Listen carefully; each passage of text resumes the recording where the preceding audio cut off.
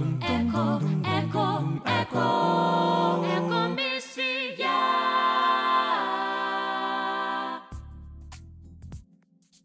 Sveiki, radio stoties XFM laidos Ekomisija klausytojai. Primenu mūsų laidos šūkį. Kaip harmoningai sutarti su pačiu savimi ir aplinka, kurioje gyvename. Tęsime laidų ciklą apie alkoholį ir tabaką, su viltim, kad nors mūsų vaikai ir anūkai gyvens blaivioje ir nerūkančioje Lietuvoje. Visą šį laiką mūsų laidos svečias bus gerbiamas Aurelijus Veryga. Daugelis žmonių gerbiamą Aurelijų pažįsta, bet aš vis dėlto paminėsiu keletą šio nenuilstamo kovotojų už blaivią Lietuvą titulų. Mano nuomonė, čia jų bus jau netgi ne keletas. Gydytojas, psichiatras, biomedicinos mokslų daktaras, Kauno medicinos universiteto docentas, Kauno medicinos universiteto biomedicininių tyrimų instituto mokslo darbuotojas, Nacionalinės sveikatos tarybos narys, Baltijos šalių tabako ir alkoholio kontrolės koalicijos pirmininkas, Vyskupo Matiejaus Valančiaus blaivybės sąjūdžio pirmininkas, Europos rūkymo prevencijos tinklo ENSP valdybos narys, Šiaurės šalių alkoholio ir narkotikų kontrolės politikos tinklo Nordan valdybos narys, neetatinis Lietuvos Respublikos Seimo sveikatos reikalų komiteto ekspertas ir taipogi premjero visuomeninis patarėjas tabako, alkoholio ir narkotikų kontrolės klausimais. Kiek nemažai titulų. Šios penktosios mūsų laidos tema – kada gana? Su gerbiamu Aurelijum diskutuojama, kokia yra ta vadinama kritinė dozė, dar nedaug kenkianti žmogui. Ar slidi ši riba ir pasimokinkime paskaičiuoti, kiek butelio alaus prilygsta stikliniai degtinės, ar keliom taurėm vyno ir panašiai. Taigi, gerbiamu Aurelijum, kadagi gana? Tas klausimas pasidaro labai svarbus tada, kai dėl įvairiausių priežasčių dažniausiai gydytojam ar kitiems sveikatos specialistam tenka vertinti žmogaus alkoholio vartojimą ir nuspręsti, sakykime, ar tas žmogus turi ar neturi kažkokių tai problemų susijusių su alkoholiniu gėrimo vartojimu. Čia yra tokia pakankamai įdomi situacija, nes gal tie žmonės, kurie yra iš viso savo gyvenime susilaukę kokio nors klausimą iš gydytojo apie alkoholinių gėrimo vartojimą, tai jis dažniausiai būna toks, ar vartojate, ar išgeriate. Ir neabstinentai sako taip, ir kai paklausia, o kaip išgeriate, tai dažniausias atsakymas būna kaip visi per šventes. Keisčiausia, kad gydytojams pasirodo didžiai daliai jų užtenka tokio atsakymą. Daug kartų kyla tas klausimas, kodėl iš tikrųjų yra nesiaiškinama, kaip žmogus iš tikrųjų vartoja tos gėrimus, bet paskui aš pagalvojau, kad tam tikrą prasme aš ir suprantu gal tos gydytojus, nes mes labai dažnai vadovaujamės tokiais matomais kriterijais, sakykime, jeigu žmogus ateina tvarkingai apsirengęs, pasikvėpinęs, nusiskutęs ir nėra panašus į bomžą, tai kaip ir nepanašu, kad reikėtų jo klausti apie alkoholinį gėrimo vartojimą, nes mūsų tam įsivaizdavimą matyti tie labai geriantis, tai turėtų tokie ateiti tiesiai iš konteinerio, kokiu nors maišeliu su buteliais nešini ir panašiai. Tai čia matyt mums pakiša koją tas mūsų įsivaizdavimas, kas gali turėti problemų susijusių su alkoholiniu gėrimo vartojimu. Kitas paaiškinimas, dėl ko vėl yra nepaklausiama, tai sako, jeigu aš klausiu dabar tvarkingo žmogaus, tai aš jį dar įžeisiu. Jis pagalvos, kad aš čia įtariu jį kažkokiu, nežinau, kažkokiais baisiais blogais dalykais, kad jis čia ar alkoholikas ar kažkas panašaus. Bet ta logika man visiškai neatrodo protinga, nes nėščiosiom visom yra daromas tyrimas dėl sifilio ir turbūt nė viena jų nemano, kad gydytojas ją įtarinėja prostituciją ir dėl to tokius tyrimus daro. Žodžiu, jeigu gydytojas kažko klausia ar vertina, paprastai žmogus supranta, kad tai nėra daroma iš blogos valios ar įtariant kažką tokio, kas yra moraliai nepriimtina. Galbūt tiesiog žmogus niekada nesusimąstė ir nepagalvojo, kad čia galėtų būti rizika. Dabar dėl ko tą reikėtų daryti ir reikėtų vertinti, tai pirmiausia dėl to, kad didelė dalis žmonių net nepastebi, kaip išauga tas vartojamas kiekis ir jau yra labai tipiška situacija, kada toks vidutinio amžiaus vyras sako, kad taip aš truputį išgeriu vakare prie televizoriaus 2-3 butelius alaus, tai yra apie 1,5 litro alaus ir sako, aš niekada neprisigeriu, aš va taip tiesiog atsigeriu po darbą ir man čia nėra kažkoks nei girtuokliavimas, nei pavojingas vartojimas. Tai dar kita problema būna ta, kad žmonės ten kokio nors alaus arba vyno net nelaiko alkoholio. Ir kai paklausia, ar jūs geriat, sako, ne, aš negeriu. Iš tikrųjų, aš alkoholio nevartoju ir čia tokia vos ne anekdotinė situacija yra buvusi, kai buvo klausiama suaugusių gyventojų tokiam gyvensenos tyrime apie tai, ar jie vartoja alkoholį ir kiek jo vartoja. Tai dalis žmonių atsakiusių, kurie nurodė tam galimam pasirinkime, kad jie visiškai nevartoja alkoholio, sekančiam klausime nurodė, kad jie kelis kartus per savaitę geria alų. Tai va čia dar atsitinka ir toks keistas dalykas, kad žmonės kai kurių gėrimų vartojimo nelaiko alkoholio vartojimo. Bet čia panašu, Aurelijau, kad turbūt koks 90% Lietuvos gyventojų, ne tik Lietuvos, taip galvoja. Na, sunku iš tikrųjų pasakyti, gal ne 90%, bet turbūt būtų nemaža dalis žmonių, kurie vis dėlto galvotų, kad kai kurie gėrimai nėra alkoholis ir jų supratimu alkoholis tai yra nebent degtinė arba ten koks nors brendis, kurie jau yra stiprus alkoholiniai gėrimai. Tai va, čia yra labai svarbus dalykas, kad reikėtų tiesiog žmonių, pirmiausiai tai sveikatos specialistai turėtų klaust ir neklaust abstrakčiai, o paklausti, kaip dažnai ir kokį kiekį žmogus suvartoja. Dabar yra kitas čia labai svarbus niuansas, tai yra tos, aš vadinu, kabutėse saugios ribos, kur žmogus teoriškai lygtai galėtų kažkokį tai kiekį alkoholio suvartot, ypatingai nerizikuodamas kažkokią didelę žalą sveikatai. Aš manau, kad tą reikėtų aptarti tiesiog atskirai, nes žmonės, kurie neturi medicininio išsilavinimo, matyt labai savotiškai tą supranta.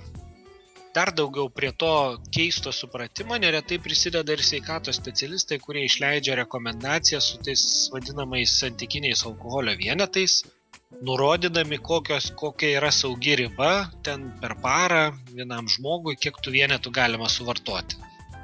Tai jeigu jau kas kur ir ieškotų informacijos apie tuos santykinius alkoholio vienetus, tai tas vienas vienetas yra 10 gramų absoliutaus arba 100% spirito.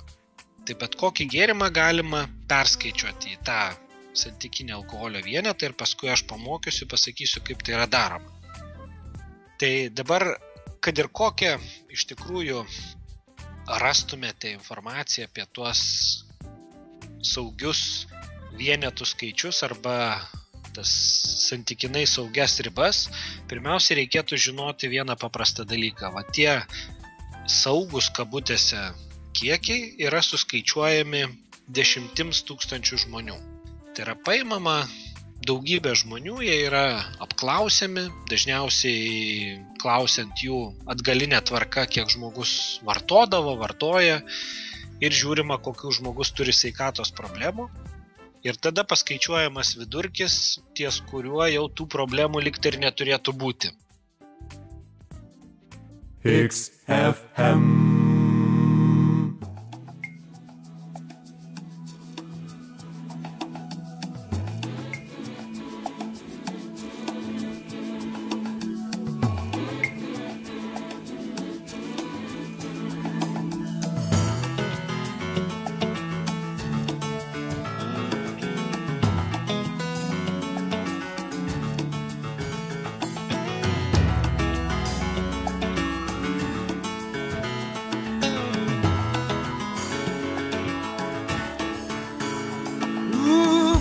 Sister, mother, brother, shout for joy.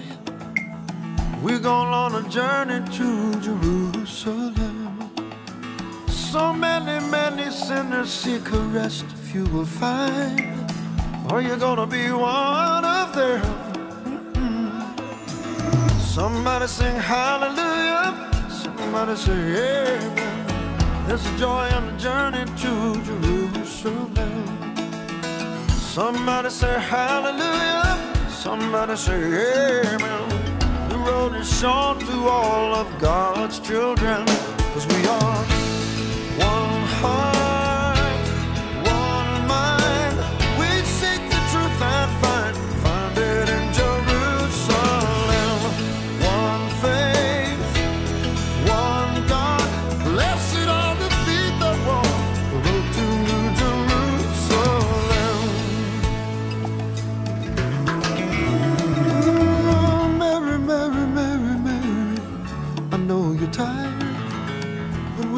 so far to go.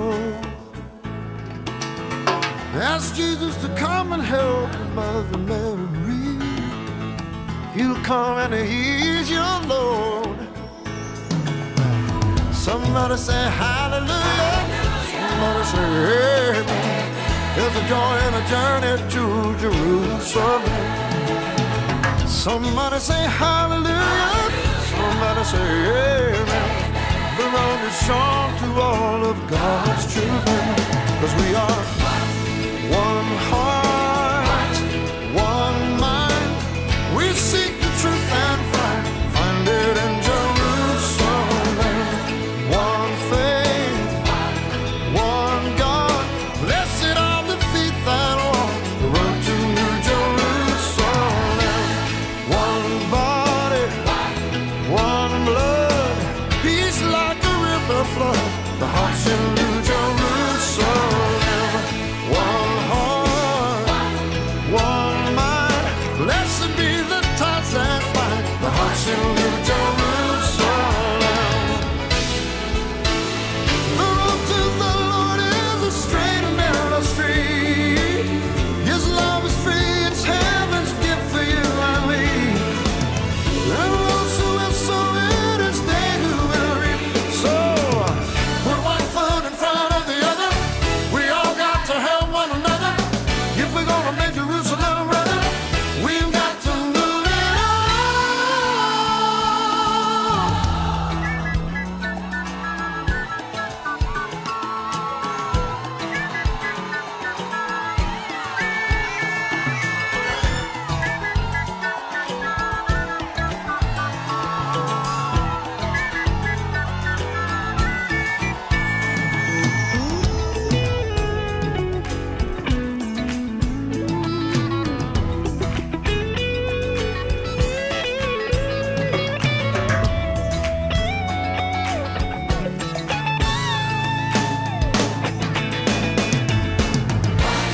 One heart, one mind.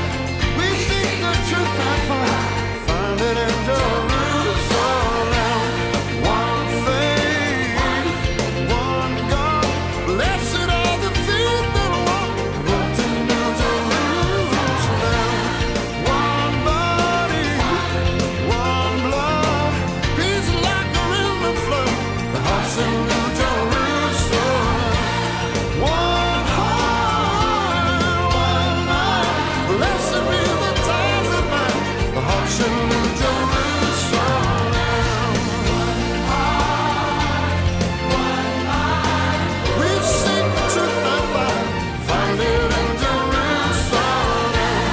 One heart, one mind. Oh, there's only one God. Find it in Jerusalem. One mind. Peace like the river flows. The hearts in New Jerusalem. One heart, one mind. Find it in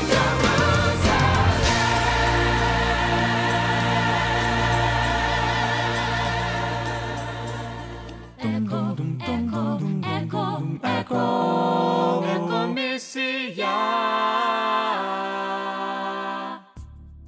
Sugrįžtame atgal prie mūsų laidos temos. Tai dabar čia toks yra labai svarbus momentas, nes žmonės galvoja, kad tie skaičiavimai turėtų tikti kaip ir konkrečiam kiekvienam žmogui. Bet taip nebūna. Aš kaip gal tokį paprasčiau suprantamą pavyzdį pasakysiu kitą.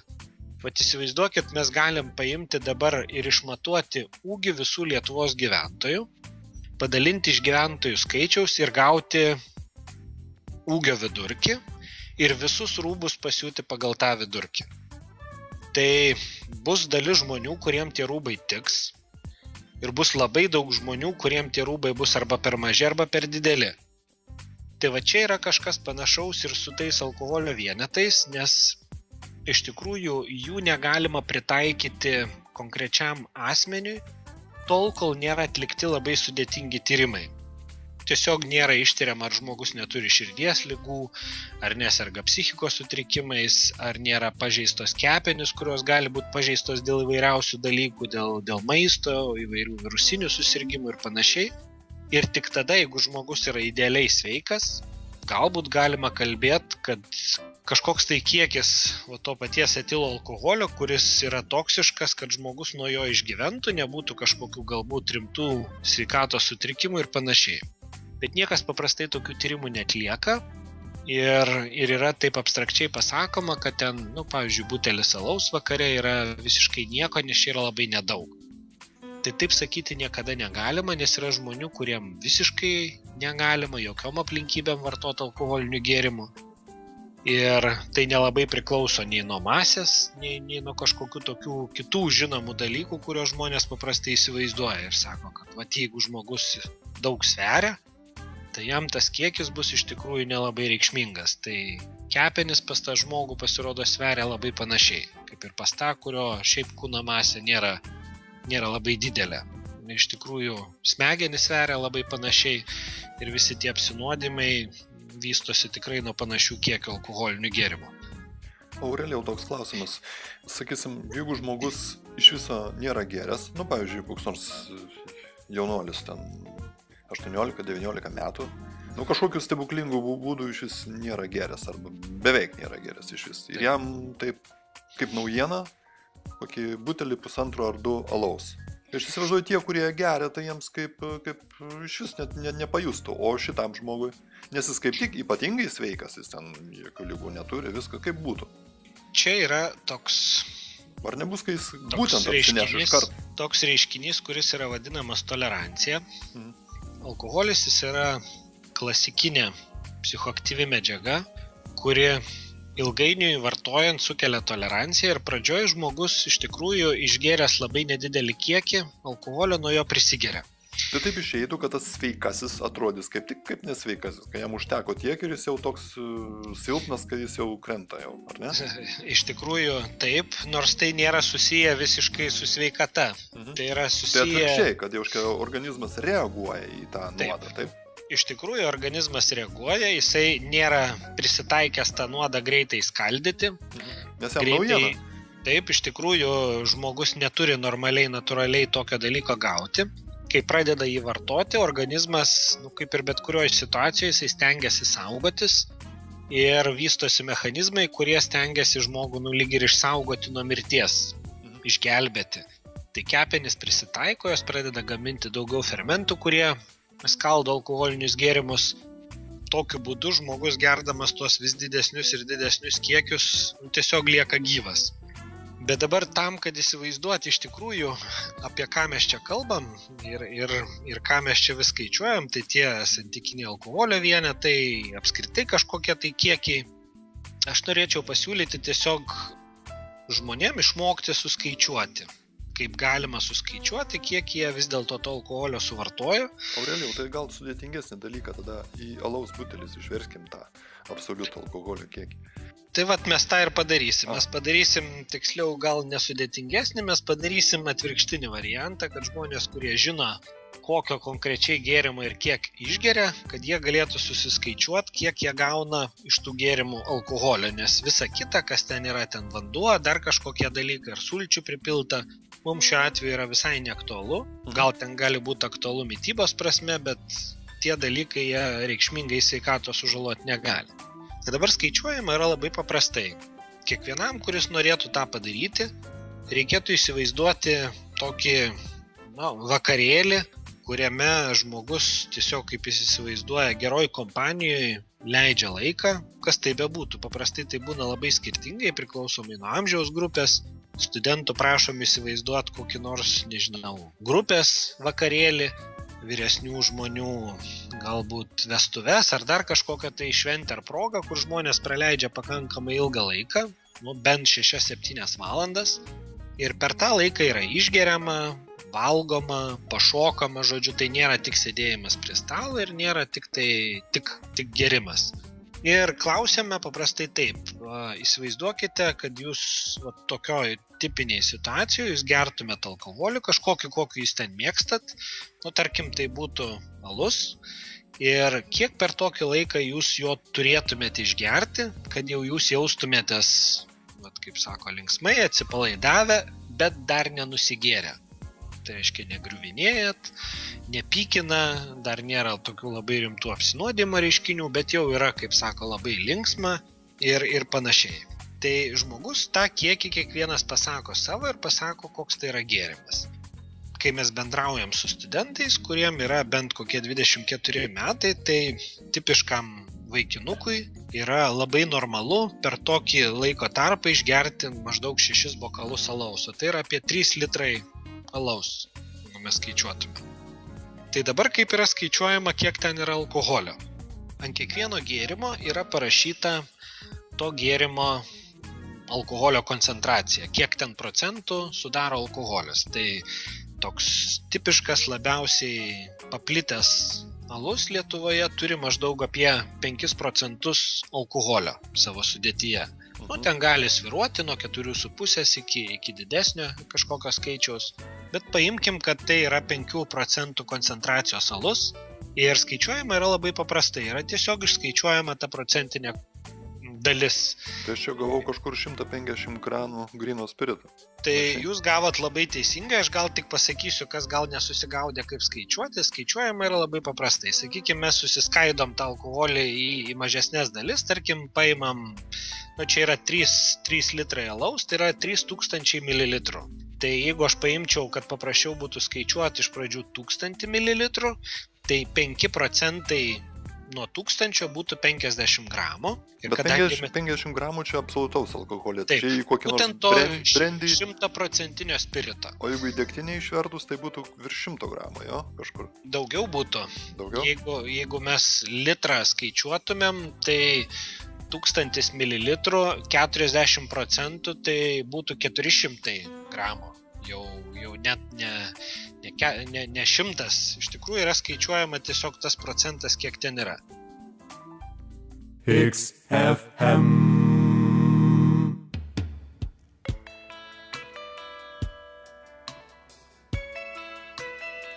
In my father's house are many mansions. And if it were not so, I would have told you. I go away to prepare a place for you, that where I am, there ye may be also. This is my home. Jesus is coming back home again, back home again, back again. Jesus is coming back again, back again, back again. He's coming back for you, just like he said he would. He will open the book of life, turning evil into good.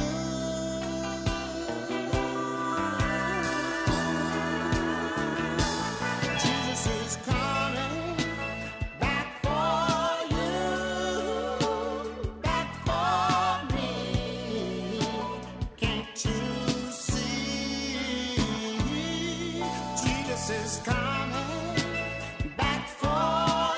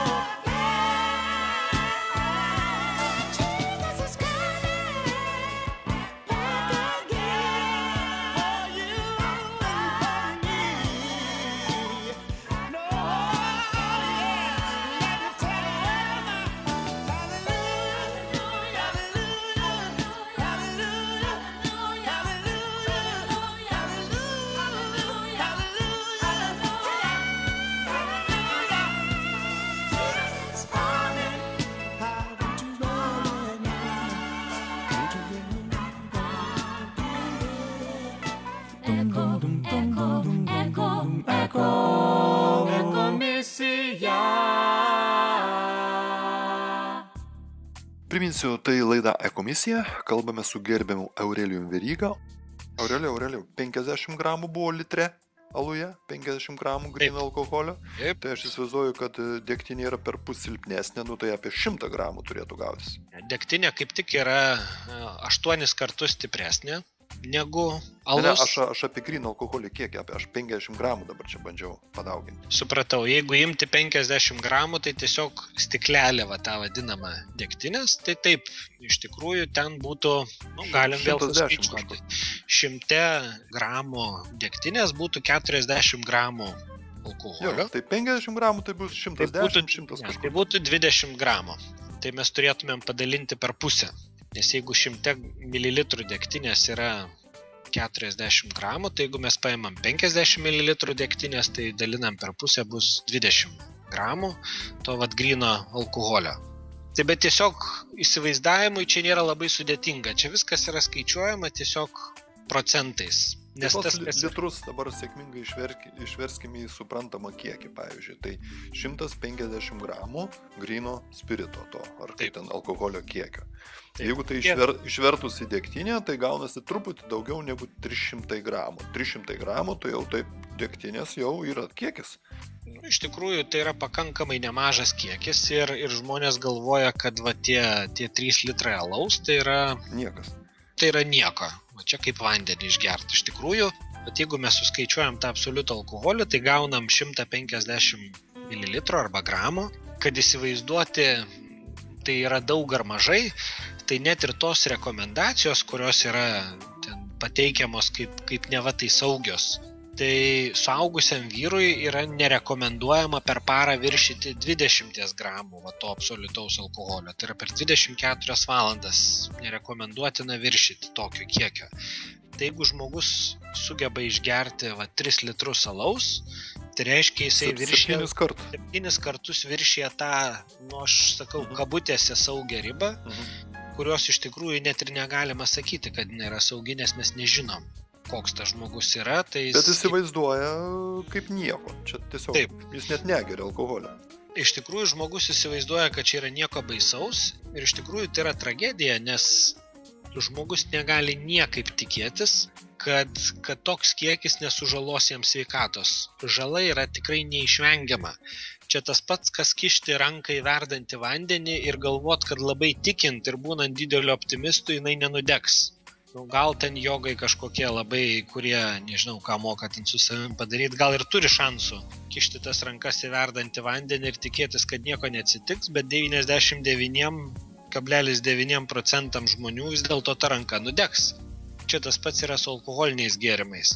Ir iš tikrųjų, jeigu žmogus vieno išgėrimo metu viršyje 50-60 gramų to absoliutaus alkoholio, tai yra vadinama ypatingai pavojingų vartojimų, žalingų, rizikingų, kuris neišvengiamai sužaloja sveikatą. Nes nėra nė vienos studijos, kuri pasakytų, kad toks kiekis nepadarė žalos. Vertinant, sakykime, ten stebint žmonės daugybę metų ir žiūrint, kas su jais atsitinka. Tik žinoma klausimas, kas atsitiks, nes visiems atsitinka skirtingi dalykai. Kiek gramų pakartok? Jeigu viršijama yra 50, per brūkšnelį 60 gramų. Bet Aurelijau, tai tu čia paminėjai vieną klasikinį alaus butelį. Ne, klasikinis alaus butelys yra 25 gramai gryno alkoholio, tai jeigu žmogus išgeria jau bent 2, tai reiškia, kad jis jau vartoja alkoholį tikrai. Ai, teisingai, aš čia sumaišiau litrą su buteliu. Rizikingai, taip. Ir iš tikrųjų... Tai jau 2 buteliai alaus jau į tą kategoriją. 2 buteliai alaus yra neabejotinai, kad sužalos sveikatą. Puslitriniai buteliai. Taip, 2 buteliai po pusę litro. Ir iš tikrųjų tada žmonėm dažniausiai kyla sekantis klausimas, sako taip, bet čia turbūt priklauso nuo to, kaip dažnai tą darai. Kiekvieną dieną ar darai ten mažiau. Kaip su radiacija? Ne, žmonės su radiacija taip negalvoja, kad reikia 20 kartų įlysti į sugriuvusią atominę elektrinę, kad būtinai kažkas atsirastų, supranta, kad vieno karto užtenka paprastai. Ai galvos, kad jeigu į metus kartą netoli jos vaikštai, tai nieko. Tai vat netoli butelio vaikštant ir jo neliečiant irgi kažkas panašaus būtų, tikrai būtų labai saugu, jeigu jo niekas nesipiltų į vidų. Tai dabar su tuo dažniu, tai yra dar vienas įdomus dalykas ir jeigu žmogus sugeba per vakarą išgerti 3 litrus alaus, tai reiškia, jis tą daro pakankamai dažnai, kad galėtų tokį kiekį suvartoti. Ai, tai indikatorius, nes kitaip, jeigu pirmą ar antrą kartą, čia iš vis ten jau taip bloga būtų, kad... Jis net neįpusėtų to gėrimo iš tikrųjų gert, tai... Ai, tai čia jau automatiškai kalba apie kvalifikaciją, taip? Iš tikrųjų, taip, tas kiekis tam tikrą prasme jau jisai rodo ir dažnį, nes labai retai... retai... Bet tai labai geras klausimas gydytojams galėtų būti. Jeigu jie taip paklausia ir gauna tokį atsakymą, tai jau iš karto apie kvalifikaciją kalba, kad jis jau toks pakelia. Iš tikrųjų, tai gydytojai turėtų, aš kaip ir minėjau mūsų pokalbio pradžioje, jie turėtų klausti žmonių. Dažniausiai jie apsiriboja tokiu labai abstrakčiu klausimu, į kurį žmonės labai abstrakčiai ir atsako. Ar daug geriat? Ne, nedaug. Tai klausimas, kas yra daug gydytojų, kas yra daug tam žmogui, kuris pas jį atėjo ir kas yra daug jo draugam. Tai kiekvienam iš mūsų daug yra turbūt labai skirtingi dalykai. Man vieni rusai labai įdomiai sakė. В мерах разумного.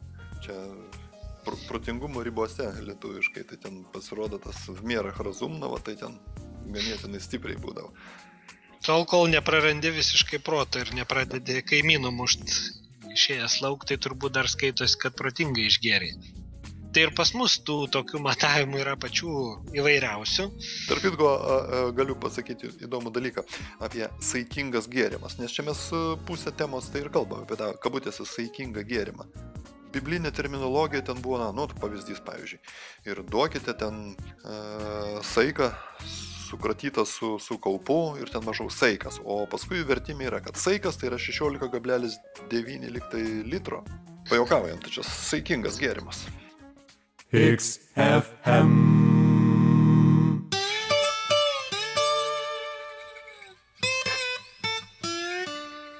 There was a little white church down in Bayou Country in South Louisiana, with a Holy Ghost preacher, a faithful congregation, a Cajun girl named Rosanna.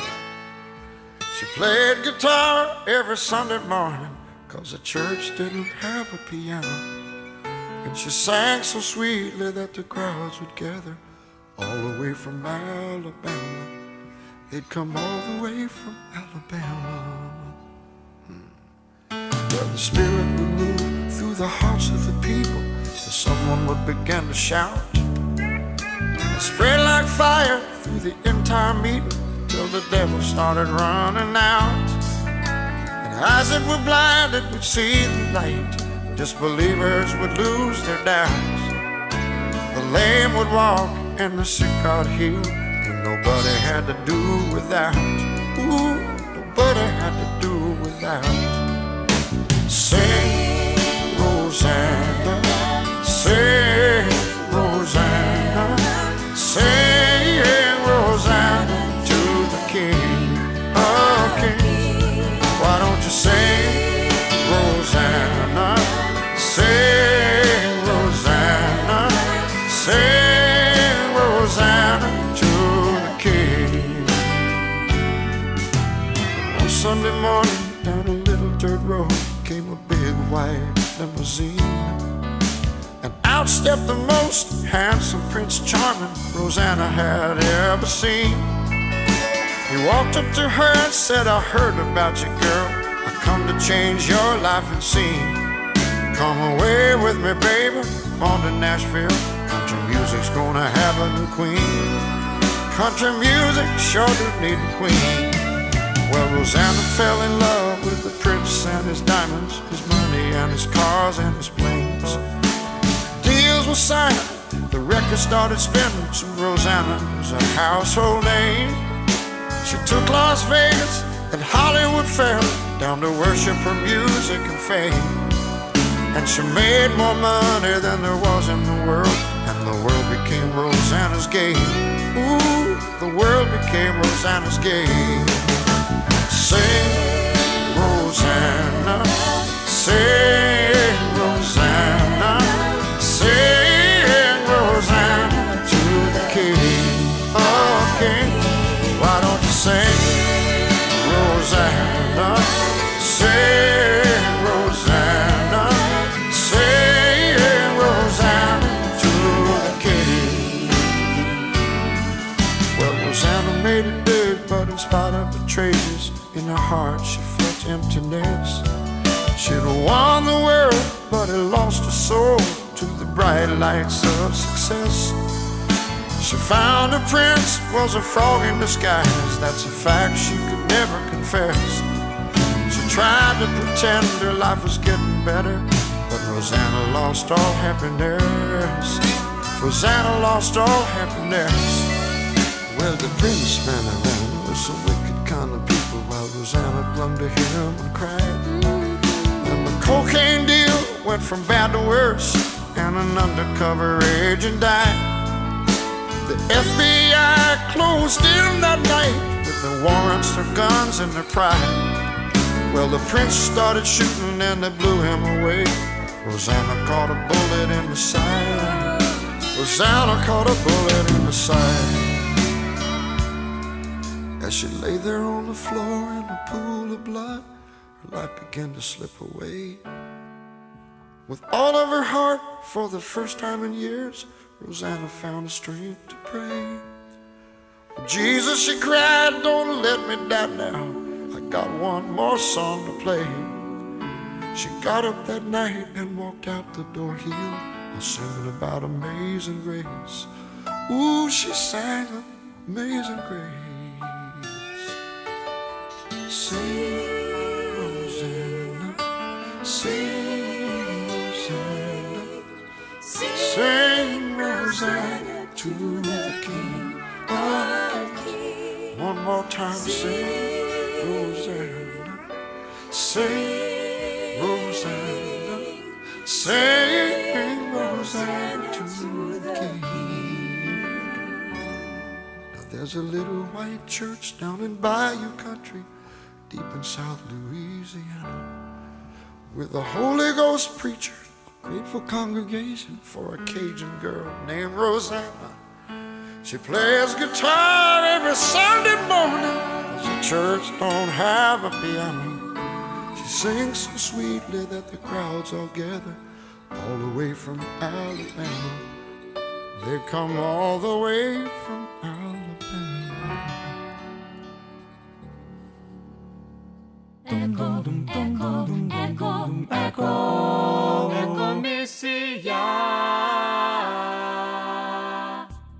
Sugrįžtume atgal prie mūsų laidos temos.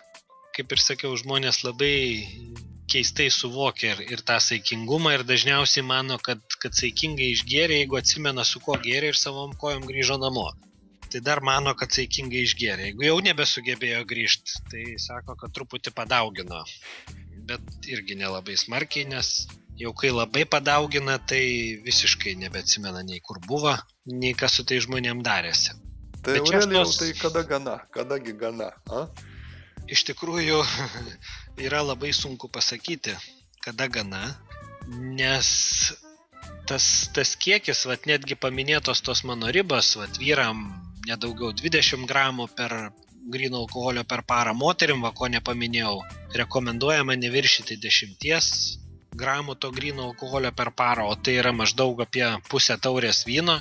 Tai kai tokį kiekį pasakai, tai žmonės sako, juokiasi. Kad čia tada neverta net pradėti gerti, jeigu tik tiek galima gerti. Tai žmonių erzinimas, ar ne?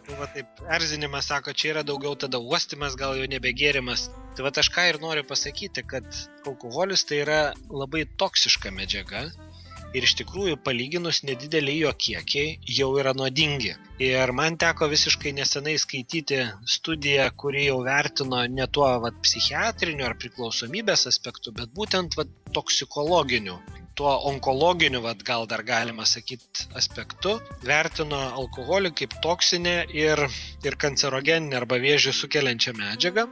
Ir buvo suskaičiuota, kad ta tokia jau toksikologiškai saugi riba, tai yra žmogui maždaug šaukštas degtinės per parą. Tai šaukštas yra, jeigu gerai atsimenu, ten berods yra apie 10 gramų, jeigu tai yra valgoma šaukštas. Tai čia kaip su valerijonais kokiais, ar ne? Nu, kažkas panašaus. Tai iš tikrųjų tokiais kiekiais ir yra va tos tinktūros geriamas, nu net ne šaukštais, ten šaukšteliais, lašais ir panašiai. Tai va toks kiekis, jisai toksikologiškai yra saugus. Bet žmonės taip negeria. Šaukštais ten ar lašais. Iš tikrųjų, alkoholis, kai jau jis yra geriamas, tai jis yra geriamas tikrai ženkliai didesniais kiekiais ir būdamas labai toksiška medžiaga, jis neišvengiamai pažeidžia žmogaus vidaus organus, pažeidžia centrinę nervų sistemą. Ir paprastai tai, kai sakoma ar klausiama, kada gana, tai dažniausiai turima omenyje ne tą toksikologinį matavimą, kiek tai gali fiziškai pažeisti sveikatą, bet dažniausiai galvojama apie tą priklausomybę kažkokią. Ar jau čia žmogus turi problemų ar neturi. Ir šituo aspektu vertinant yra beveik svarbesni dalykai, kurie yra susiję ne tiek su fizinė savijauta, kiek su psichologiniais ir socialiniais dalykais. Nes vėlgi reikėtų atskirti. Alkoholis jisai yra problema ne tik dėl priklausomybės. Priklausomybė yra viena problema, bet jisai gali pažeisti sveikatą ir netapusiems priklausomais žmonėm.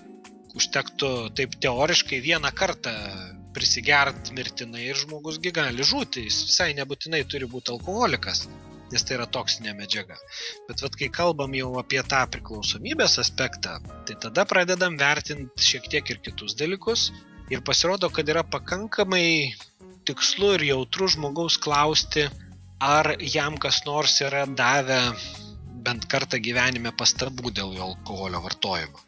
Ir jeigu žmogus jau pradeda susilaukti iš savo aplinkos, kokia jinai bebūtų, ar tai būtų artimieji, ar tai būtų bendradarbiai, ar draugai, jeigu susilaukia žmogus pastabų arba kažkokiu tai, paraginimų mažinti vartojimą ar pastebėjimų, kad vartoja per daug, tai jau yra labai rimtas ženklas. Ir jisai labai reikšmingai prognozuoja tą priklausomybę, nes paprastai tai taip ir atsitinka, juk žmogus pats suvokia, kad turi problemų, tai turbūt paskutinis. Dažniausiai tas jo problemas pamato pirmieji, tai artimieji, bendradarbiai, draugai, aplinkiniai, o žmogus susivokia, kad jis turi bėdų gerokai po to, kai jam visi pradeda aplinkui priekaištauti. Kitas labai svarbus dalykas, kurį reikėtų įvertinti, tai ar žmogus yra turėjęs kokių nors problemų dėl susijusių su alkoholiniu gėrimų vartojimu. Pačių įvairiausių. Tarkim, ar yra kada nors tekę dėl išgertuvių arba dėl blogos savijautos po jų nenueiti į darbą. Tegul ir vieną kartą. Arba yra tekę pakliūti į kažkokias tai muštynes arba pačiam tapti kažkokiu tai agresijos objektu, kur jisai pats arba kas nors buvo sužalotas dėl to, kad jis buvo prisigėręs ir netinkamai elgėsi. Tai tokie paprasti dalykai, jie leidžia prognozuoti iš tikrųjų, kiek žmogus galimai jau turi problemų susijusių su alkoholiniu gėrimų vartojimu, ta priklausomybės prasme. Nes klausinėti žmogaus apie toleranciją, apie kitus dalykus yra pakankamai sudėtinga. Ir žmonės, kurie neturi priklausomybės, kurie neturi rimtesnių problemų susijusių su gėrimų vartojimu, jie paprastai tokios situacijas ir nepapuola. Nes žmogus, kuris neturi sutrikimo, kuris neturi priklausomybės, jis ir elgiasi adekvačiai. Jisai sugeba nuspręsti dar kada ir kiek gerti, sugeba net ir išgėręs priimti dar tuos tinkamus sprendimus dažniausiai. Ir jeigu jau tie sprendimai prasideda rizikingi, tai jau yra labai rimtas ženklas, kad žmogus greičiausiai turi priklausomybę. Tai čia Aurelijau pakankamai aišku tampa. Apibendrinant, iš tikrųjų galima būtų pasakyti tokį gal labai paprastą dalyką, ką žmonės visi turėtų įsisąmoninti ir suprasti, kad alkoholis tai yra toksinė medžiaga, jis yra pripažintas vėžį sukeliančia medžiaga, tai yra tipiška narkotinė medžiaga, taip pat oficialiai pripažinta ir saugiausia yra tos medžiagos nevartoti. Apskritai jos geriausia yra nepradėti vartoti, arba jau jeigu ir yra vartojama, tai tas visas galvojimas turėtų būti grįstas tokiu principu, kad aš turėčiau stengtis išgerti kaip galima mažiau. Net jeigu aš jau ir jaučiu ten kažkokį spaudimą, ir man ten kažkas liepia, ar ten pagal etiketą priklauso, ar pagal dar kažką. Galvojimas turėtų būti kaip ir bet kokio nuodo ar bet kokios kitos medžiagos atveju.